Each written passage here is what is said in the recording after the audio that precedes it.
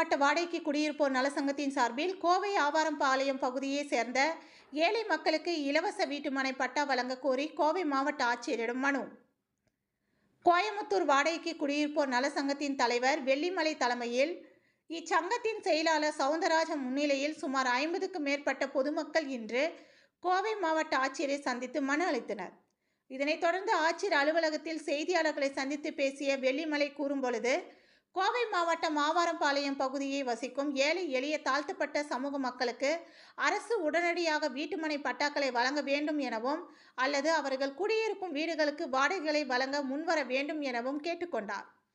மேலும் கோவையில் வசிக்கும் மக்கள் வாடகை வீடுகளில் எவ்வளவு பேர் வசிக்கின்றனர் என மாவட்ட நிர்வாகம் கணக்கெடுப்பு நடத்த வேண்டும்.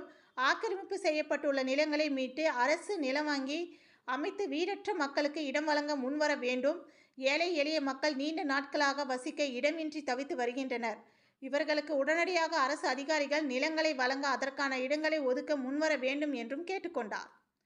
வாடகை வீட்டில் தலைமுறையாக வசிக்கும் அருந்ததியர் சமூக மக்களுக்கு அரசு இடங்களை வழங்கி வருகிறார். ஆனால் இவற்றை அதிகாரிகள் உடனுக்குடன் வழங்காமல் காலம் தாழ்த்தி வருவது வேதனை அளிக்கிறது.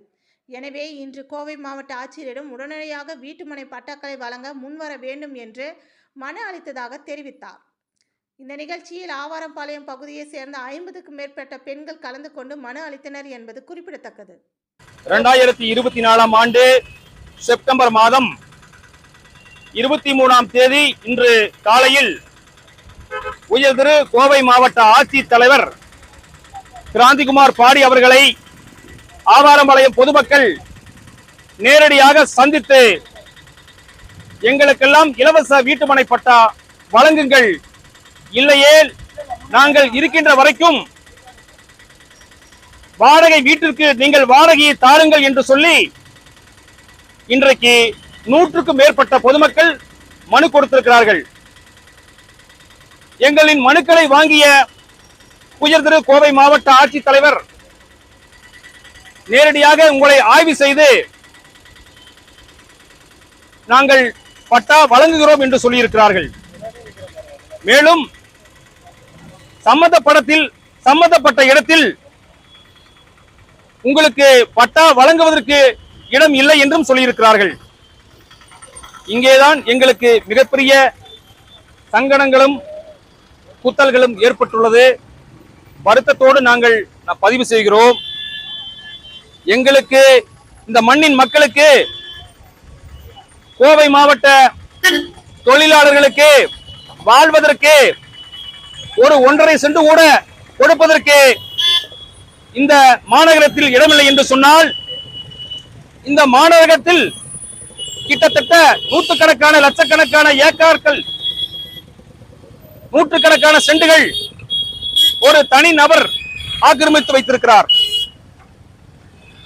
அரசாங்கத்துடைய சொத்துக்களை எல்லாம் பெரிய பெரிய மனிதர்கள் ஆக்கிரமித்து வைத்திருக்கிறார்கள்.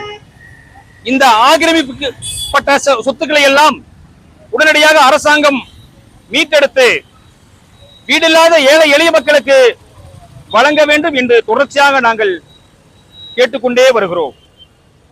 ஆனால்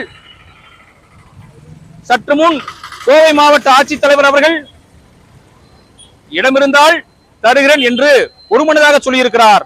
ஆனால் நூற்றுக்கணக்கான லட்சக்கணக்கான இடம் கோயமுத்தூரில் இருக்கிறது. அதை தனி நபர்கள் ஆக்கிரமித்து வைத்திருக்கிறார்கள்.